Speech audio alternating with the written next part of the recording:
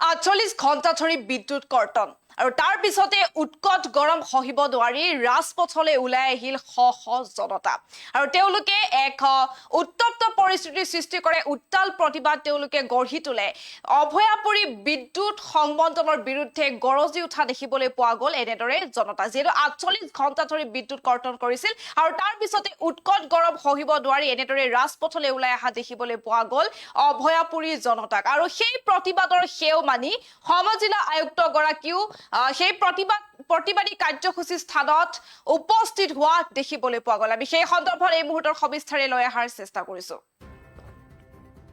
আমি এই মুহূৰ্তত জনাই গৈছো যে উৎকট গৰম আৰু তাৰ মাজতে ৪৮ ঘণ্টা পৰ্যন্ত বিদ্যুৎ কৰ্তনৰ পিছতে অতিষ্ঠ হৈ পৰিল সাধাৰণ জনতা আৰু তেওঁলোকে প্ৰতিবাদ সাব্যস্ত কৰে বিদ্যুৎ সেৱা ব্যাহত হোৱাৰ প্ৰতিবাদত উৎকট গৰমত অতিষ্ঠ হৈ ক্ষোভিত ৰাইজে প্ৰতিবাদ সাব্যস্ত কৰে অভয়াপুৰী বিদ্যুৎ সংমণ্ডলৰ বিৰুদ্ধে গৰজি উঠিল ৰাইজ আৰু অভয়াপুৰী সমজিলা আয়ুক্ত দীপন বৰ্মন ঘটনাস্থলীত উপস্থিত হয় ৰাইজৰ দাবীৰ সেও মানিবলৈ বাধ্য সমজিলা আয়ুক্ত গৰাকী তাৰ পিছতে যেহেতু উৎকট গৰম সহিব নোৱাৰি নিশাই ৰাজপথলৈ এনেদৰে ওলাই অহা দেখিবলৈ পোৱা গ'ল শ শ জনতা তেওঁলোকে প্ৰতিবাদ সাব্যস্ত কৰে অভয়াপুৰীত বিদ্যুৎ বিভাগৰ যি চৰম গাফিলতি সেই গাফিলতিৰ বিৰুদ্ধে ক্ষোভিত হৈ পৰা দেখিবলৈ পোৱা গ'ল ৰাইজ আৰু তাৰ পিছত তেওঁলোকে এক উত্তাল প্ৰতিবাদৰ সৃষ্টি কৰে যেহেতু তীব্ৰ গৰম আৰু তাৰ মাজতে নিৰবিচ্ছিন্ন বিদ্যুৎ কৰ্তন প্ৰায় ৪৮ ঘণ্টা ধৰি বিদ্যুৎ সেৱাৰ পৰা বঞ্চিত হৈ অৱশেষত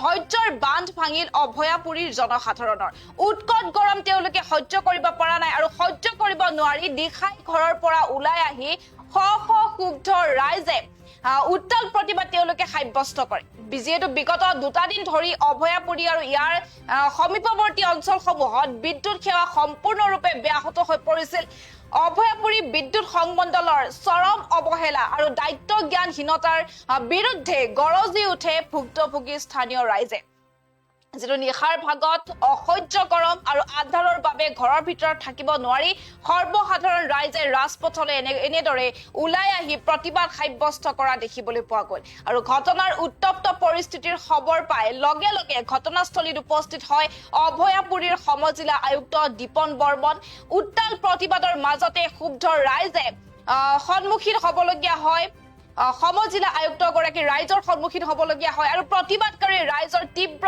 দাবী আৰু অসন্তোষৰ আগত শেষত সেও মানিবলৈ বাধ্য হয় সমজিলা আয়ুক্ত দীপন বৰ্মন প্ৰশাসনে শীঘ্ৰে বিদ্যুৎ যোগান ব্যৱস্থা স্বাভাৱিক কৰাৰ সুদৃঢ় আশ্বাস দিয়াত এতিয়া বৰ্তমান পৰিস্থিতি শান্ত হোৱা বুলি জানিব পৰা গৈছে আমি পুনৰ জনাৰ চেষ্টা কৰিছো উৎকট গৰম সহিব নোৱাৰি নিশাই ৰাজপথলৈ ওলাই আহিল শ শ লোক প্ৰায় ৪৮ ঘণ্টা পৰ্যন্ত বিদ্যুৎ কৰ্তনৰ পিছতে এতিয়া অতিষ্ঠ হৈ পৰিল জনতা তাৰ পিছতে তেওঁলোকে প্ৰতিবাদ সাব্যস্ত কৰে বিদ্যুৎ সেৱা ব্যাহত হোৱাৰ প্ৰতিবাদত উৎকট গৰমত অতিষ্ঠ হৈ ক্ষোভিত ৰাইজে প্ৰতিবাদ সাব্যস্ত কৰা দেখিবলৈ পোৱা গ'ল অভয়াপুৰী বিদ্যুৎ সংমণ্ডলৰ বিৰুদ্ধে গৰজি উঠিল স্থানীয় ৰাইজ আৰু অভয়াপুৰী সমজিলা আয়ুক্ত দীপন বৰ্মন ঘটনাস্থলীত উপস্থিত হয় ৰাইজৰ দাবী সেও মানিবলৈ বাধ্য হয় সমজিলা আয়ুক্ত গৰাকী আমাৰ হাতত স্থানীয় ৰাইজৰ মন্তব্য আছে আমি এই মুহূৰ্তত মন্তব্য আগবঢ়াম অভয়পুৰী যি বৈদ্যুতিক উপসংমণ্ডলৰ যি পয়া লগা অৱস্থা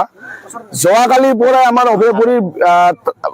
অভয়পুৰী অঞ্চলত লাইন নাই তাৰ আগতে এনেকুৱা তেওঁলোকৰ পৰিস্থিতি হৈ আছে কিন্তু এতিয়ালৈকে অভয়পুৰী বিদ্যুৎ বিভাগে ৰাইজক এতিয়ালৈকে এখনো নটিচ দিয়া নাই যি সময়ত অসম চৰকাৰ তথা আমাৰ বঙাইগাঁও জিলা প্ৰশাসনে যি সময়ত স্কুলবিলাক ৰাতিপুৱা খোলাৰ কাৰণে তেওঁলোকে নটিচ প্ৰদান কৰিছে সেই সময়তে আমাৰ যি বিদ্যুৎ বিভাগৰ এই পয়া লগা অৱস্থা বিশেষকৈ আমাৰ অভয়পুৰীত প্ৰায় অলপ যদি বতাহ আহে অভয়পুৰীত বিদ্যুৎটো নাথাকে তাৰ লগতে যোৱাকালিৰ পৰা বিভিন্ন অঞ্চলত অভয়পুৰী আমাৰ বিদ্যুৎ আমি পোৱা নাই গতিকে আমাৰ এই ক্ষেত্ৰত আমাৰ ছাত্ৰ ছাত্ৰীসকলৰ অসুবিধা হৈ আছে বয়সস্থসকলৰ অসুবিধা হৈ আছে তাৰ লগতে আমাৰ বিভিন্ন ৰাইজৰ আমাৰ অসুবিধা হৈ আছে গতিকে আমি ৰাইজে অভয়পুৰী উপসংমণ্ডলত আহি তেওঁলোকে উপসংমণ্ডলত ঘেৰা কৰিছে তেওঁলোকে স্বতঃস্ফূৰ্তভাৱে ওলাই আহিছে কাৰণ এই উৎকট গৰমৰ সময়তো যদি বিদ্যুৎ বিভাগৰ এই পয়া লগা অৱস্থা যি সময়ত অসম চৰকাৰ যি সময় বিদ্যুৎ বিভাগে কৈ আছে আমাৰ স্মাৰ্ট বিদ্যুৎ আমাৰ কিবা বিদ্যুৎ স্মাৰ্ট মিটাৰ লগাইছে স্মাৰ্ট মিটাৰৰ যি ক্ষেত্ৰত আমাৰ স্মাৰ্ট কিন্তু আমাৰ বিদ্যুৎ যোগান কৰিব পৰা নাই গতিকে আমি আজি অভয়পুৰীবাসী ৰাইজ তথা আমাৰ বিভিন্ন বঙাইগাঁও জিলাৰ বিভিন্ন প্ৰান্তৰ পৰা ৰাইজে স্বতঃস্ফূৰ্তভাৱে আমাৰ ইয়াতে অভয়পুৰী উপসংমণ্ডলত আহি ইয়াতে আমি প্ৰতিবাদ সাব্যস্ত কৰিছো আৰু এটা কথা বিদ্যুৎ বিভাগৰ আমাৰ উচ্চপদস্থ বিষয়াক যেতিয়া আমি ফোন কৰোঁ তেতিয়া তেওঁলোকে ফোন ৰিচিভ নকৰে। তাৰ লগতে আজি আমি নিজে দেখা পাইছোঁ, আজি যিটো বিদ্যুৎ বিভাগৰ যিটো ফোনটো তেওঁলোকে উঠাই থৈছে। গতিকে ইমাৰ্জেঞ্চি তেওঁলোকে কিবা যদি আমাৰ ফোন হয় আমি নিশ্চয় আমি ফোন কৰোঁ, কিন্তু তেওঁলোকে ফোনটো উঠাই দিছে। গতিকে এনেকুৱা ধৰণৰ ইয়াতে নচলিব। যোৱাকালিতো মোটামুটি ৰাতি 1টাৰ পৰা লাইন নাই, আৰু আজিলৈকে তেওঁলোকৰ লাইনাৰৰ বিশেষভাৱে কিবা যদি অসুবিধা হৈছে ৰাইজে জনাব লাগে যে এই কাৰণে আমাৰতো লাইন নাই। হয়, আৰু আমাৰ এটা কথা যে আমাক বিদ্যুৎ লাগিবই। তেওঁলোকৰ কি আছে পৰন্তু কিন্তু আমি একো নাজানো। আমাক আজিৰ ভিতৰতে বিদ্যুৎ লাগিব, বিদ্যুৎ নাহালৈকে আমি ইয়াৰ পৰা নুঠো। আমাৰ বিয়াতে 24 ঘণ্টা পাৰ হৈ গ'ল, কিন্তু এতিয়ালৈকে কোনো প্ৰশাসন বা কোনো বিষয়াই ইয়াতে বিদ্যুৎ কি কাৰণে আমাৰ সংযোগ হোৱা নাই বা কি কাৰণে বিদ্যুৎ ৰাইজে পোৱা নাই সেয়াত আজিলৈকে এখনো নটিচ দিয়া নাই। গতিকে আমি ৰাইজে আচলতে নিজে স্বতঃস্ফূৰ্তভাৱে ওলাই আহিছে, আৰু আজি আমি জবাবটো লাগিব যে কি কাৰণে আমাক জনোৱা হোৱা নাই আৰু কি যথেষ্ট অসুবিধা হৈছে। ইয়াতে ছাত্ৰ ছাত্ৰীসকলে পঢ়া শুনাত অসুবিধা হৈ আছে, বয়োজ্যেষ্ঠসকলে মই ক'লোৱে, তাৰ লগতে আমি ৰাইজে যথেষ্ট অসুবিধা পাই আছে। তাৰ লগতে যি সময়ত চৰকাৰে বা জিলা প্ৰশাসনে ৰাতিপুৱাৰ পৰা ক্লাছ দি আছে সেই সময়ৰ পৰা তেওঁলোকে বিদ্যুৎ বিভাগটো মানে কোনো একো নাই। গতিকে আমি পুনৰবাৰ বিদ্যুৎ বিভাগক জনাইছো যে অতি শীঘ্ৰে তেওঁলোকে লাইনটো বলবৎ কৰক, লাইনটো সক্ৰিয় কৰক, আৰু সক্ৰিয় নকৰালৈকে আমি ইয়াৰ পৰা আজি নুঠো। আমাৰ অসমীয়াত এষাৰ কথা আছে গৰু নবই হাল, থকাতকৈ বিক্ৰী কৰি দিয়াই ভাল। আমাৰ বৰ্তমান অসমৰ যিটো মানে লাইনৰ ব্যৱস্থা ঠিক তেনেকুৱা হৈ আছে। আমি যোৱা সোমবাৰৰ পৰা ৰাতি 1:30 বজাৰ পৰা এতিয়ালৈকে লাইন আমি কাকৈজনা অঞ্চল বা নথচালমাৰা ফিটাৰ বুলি কয় তেওঁলোকে, সেই অঞ্চল আজিলৈকে এতিয়ালৈকে লাইন দিব পৰা নাই। আৰু চৰকাৰে দমফালি মাৰে। নিৰ্বাচনৰ আগত আহি কয়, প্ৰধানমন্ত্ৰীৰ পৰা আৰম্ভ কৰি প্ৰতিজন নেতাই আহি কয় যে 24 ঘণ্টাই ঘৰ আমি লাইন দিম, কাৰেণ্ট দিম। কিন্তু আজি সোমবাৰৰ পৰা যদি ধৰে এতিয়ালৈকে 48 ঘণ্টা পাৰ হৈ গ'ল, কিন্তু এতিয়ালৈকে আমাক বিভাগে লাইন দিব পৰা নাই। গতিকে ইয়াতকৈ দুখৰ বিষয় কি হ'ব? বিভিন্ন ছাত্ৰ ছাত্ৰী, বয়োজ্যেষ্ঠ ব্যক্তিসকল এতিয়া গৰমত, উৎকণ্ঠ গৰমত তেওঁলোকে অসহ্যভাৱে মানে মৃত্যুৰ মুখত পৰি মানে জীয়াই আছে। নিশ্চয় যদি কোনোবা যদি গাঁও অঞ্চলত যায়, তেওঁলোকে APDCL মই কৰ্মচাৰীসকলক দাবী জনাইছোঁ, অনুৰোধ জনাইছোঁ, আপোনালোকে গাঁও অঞ্চলত আহক। আপোনালোকে লাইনৰ যেতিয়া মিটাৰৰ ৰিচাৰ্জ যেতিয়া মাইনাছ হ'ব তেতিয়া আপোনালোকে লাইন কাটি দিয়ে। হয়, ৰিচাৰ্জ মাইনাছ হ'লে লাইন কাটি দিছে আমি মানিছোঁ, কিন্তু আমিতো আগতীয়াকৈ ৰিচাৰ্জ কৰোঁ। আমি এই লাইনখিনি আমি কিয় নাপাম এতিয়া? আপোনালোকৰ যদি কিবা প্ৰব্লেম আছে, আপোনালোকে কি ঘাস কাটি, গৰু ঘাস কাটি থাকে নে খৰা ঘাস কাটি থাকে? আপোনালোকে লাইনৰ ব্যৱস্থা যে ঠিক কৰিব নোৱাৰে। আপোনালোকৰ যে লাইনমেনৰ মানুহক আমি যদি ক'ৰবাত নষ্ট হয় বা কিবা হয় আমি ফোন কৰোঁ, আপোনালোকৰ বিৰাট ডেম। মই বহুবাৰ কণ্টেক্ট কৰিছোঁ ইয়াত কণ্ট্ৰল ৰুমত ফোন কৰিলে কয় লাইনমেনক ফোন কৰক, লাইনমেনক ফোন কৰিলে কয় অফিচত কমপ্লেইন দিয়ক। আমি কাক কমপ্লেইন দিব লাগিব? আৰু ইয়াত আমি আজি বহুতবাৰ ফোন কৰিছোঁ, ফোন কৰাৰ পিছত তেওঁলোকে আমাক ৰেছপন্স দিয়া নাই, ফোনে ৰিচিভ নকৰে। ইয়াত যিজন ডিউটিত আছে আজি তেওঁক উচিত ব্যৱস্থা লওক।